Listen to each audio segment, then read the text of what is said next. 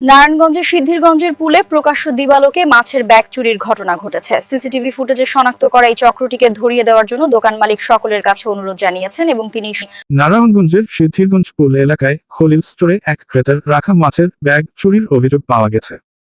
সোমবার 7 জুলাই জনাকীর্ণ এলাকায় অতর্কিতভাবে ব্যাগটি নিয়ে দ্রুত সটকে পড়ার ঘটনাটি সিসিটিভি ক্যামেরায় ধরা পড়েছে।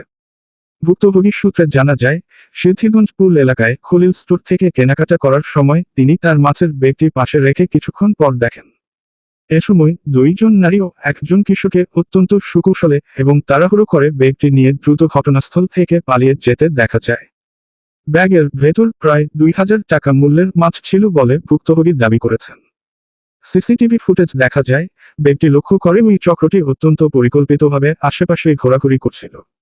সুযোগ বুঝে এক নারী মাছের ব্যাগটি হাতে নিয়ে দ্রুত হাঁটা শুরু করেন এবং অপর নারী ও কিশোর তাকে আড়াল করার চেষ্টা করে। মুহূর্তের মধ্যেই তারা ভিড়ের মাঝে মিশে গিয়ে উধাও হয়ে যায়। স্থানীয়রা জানান, সিদ্ধিরগঞ্জ পুল একটি অত্যন্ত ব্যস্ততম এলাকা। এই এলাকায় এ ধরনের চুরির ঘটনা সাধারণ ক্রেতাদের মধ্যে আতঙ্কের সৃষ্টি করেছে। নাম প্রকাশে অনিচ্ছুক স্থানীয় এক ব্যবসায়ী বলেন, বাজারের মধ্যে এভাবে দিনের আলোতে চুরির ঘটনা মেনে নেওয়া যায় না।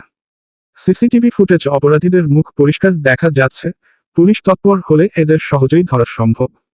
ভুক্তভোগী ওই ক্রেতা এ ঘটনায় সংশ্লিষ্ট আইন শৃঙ্খলা রক্ষাকারী বাহিনীর কাছে অভিযোগ জানানোর প্রস্তুতি নিচ্ছেন বলে জানা গেছে।